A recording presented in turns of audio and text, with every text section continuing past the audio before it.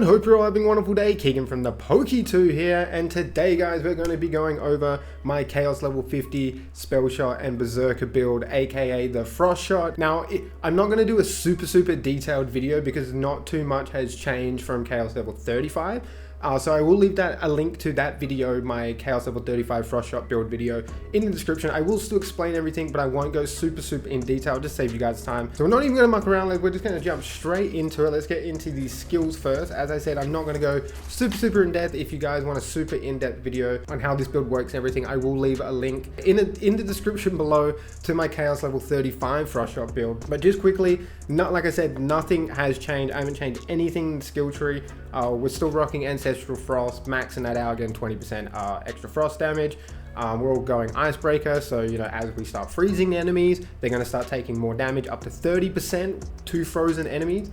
We are taking Cold Snap. I feel like you can play around whether you want Cold Snap or Instinct, I feel, because this is more like a gun build now.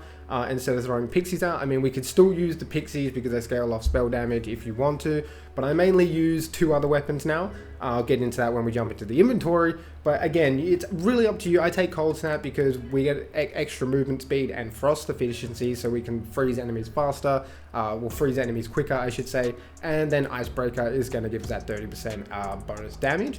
Or you can take Instinct. You get more reload speed and weapon swap speed. Again, both of these values are increased while you're in rage, but with this build we do not go in rage unless we go down and save our soul and come out of save our soul.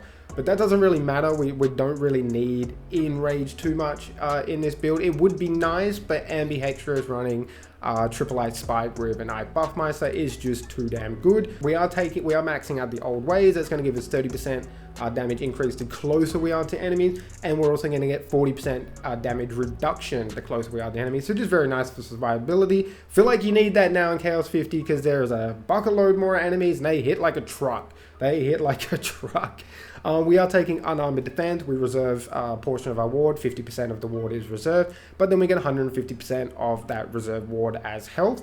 Very nice. And then obviously Relentless Rage. This is so strong now, especially in Chaos level 50, because like I said, the enemies hit like an absolute truck. So I do find that you do go down every now and then, but Save Your Soul is definitely going to save your soul, because as you go down, as you keep shooting enemies, like if you use a Spriggan or a Nightshade, you're basically not going to leave Save Your Soul. You're probably going to get the kill. You're going to come out of Save Your Soul, and then you're going to be in rage, so then we're going to get so much more frost bonus damage. But again, it's not very ideal to go down and Save Your Soul just to get that in rage, but it is nice to have in rage as we come out of Save Our Soul. And over for the Spellshot tree, we are going to be maxing out Spell Sniper. It's just going to give our spells an extra 60% critical hit chance. Magic Bullets is fantastic. This is why Spellshot is just so strong. Even when you make a gun build with Spellshot, it's because of Magic Bullets. A portion of all increases the Fate Maker receives to spell damage is now also applied to gun damage. This did receive a slight nerf, if I remember reading the patch notes correctly, but it's still very strong. You get 37.5 of the spell damage as gun damage, which is really nice because when we hit super hard with Triple Ice Spike, we're going to be dealing extra damage with our Spriggan, and that is like hands down my favorite weapon to use in this build at the moment.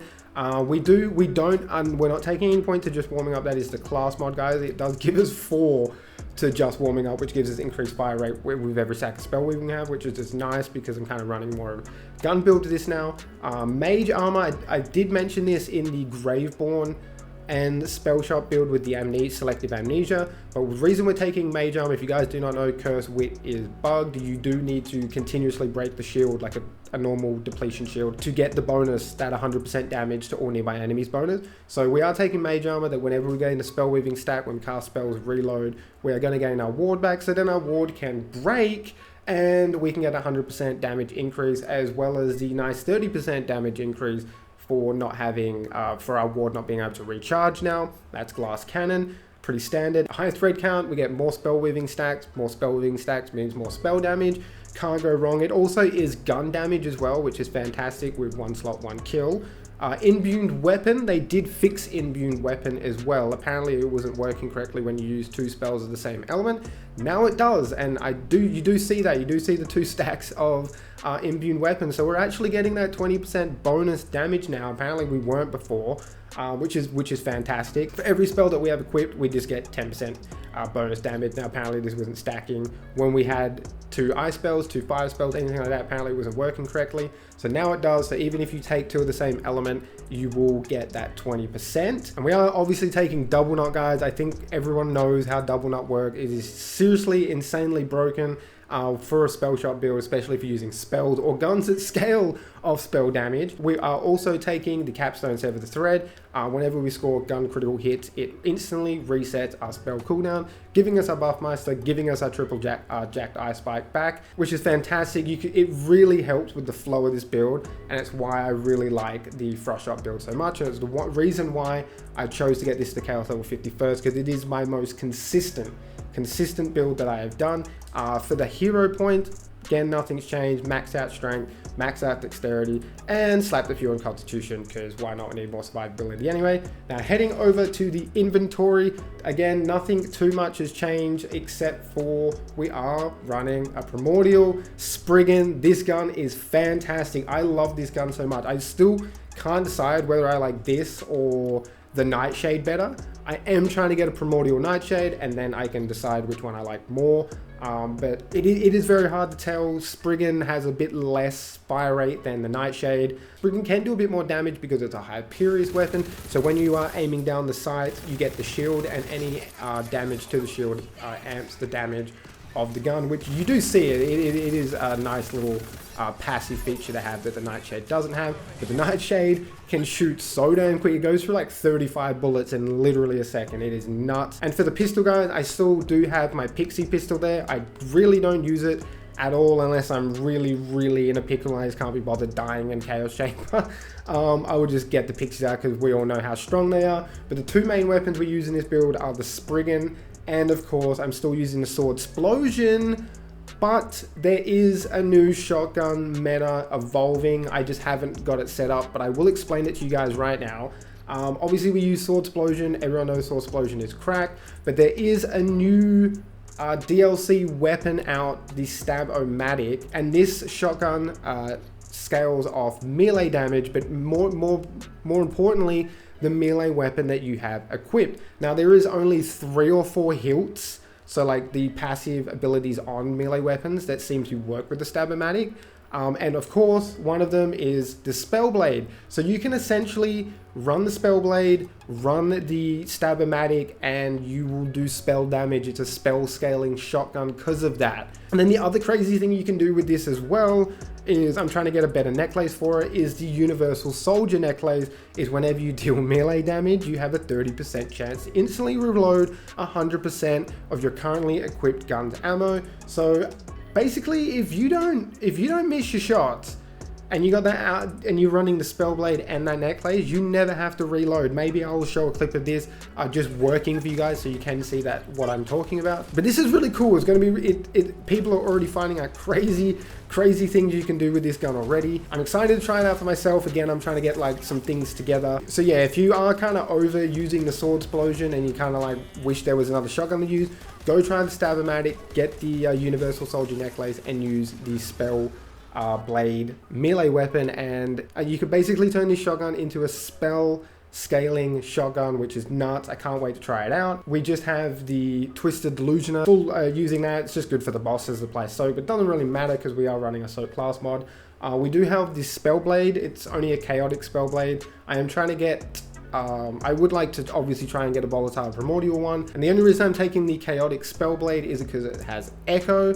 I think we all know how strong Echo is. We just deal 10% of all non-melee damage over the last 10 seconds as bonus damage when we melee. Completely nuts. It's so much fun to use. We're still using the Curse Wit. We are taking Mage Armor, so every time we get a Spell Wing stack, we are gaining ward, so then we can break that ward and get the 100% increased damage to nearby enemies more frequently. And for the class mod, we are still using the Caper Tides, so we can still soak enemies and deal loads more damage with our frost weapons. We've got the +1 there to high thread count and +4 to just warming up, which is just warming up's a really nice one to have +4 in, because it's going to increase our fire rate for every stack of spell weaving we have. Spells haven't changed, still running Ice Buff Meister, the only buff Meister to put spell damage on your weapons, if you guys did not know that.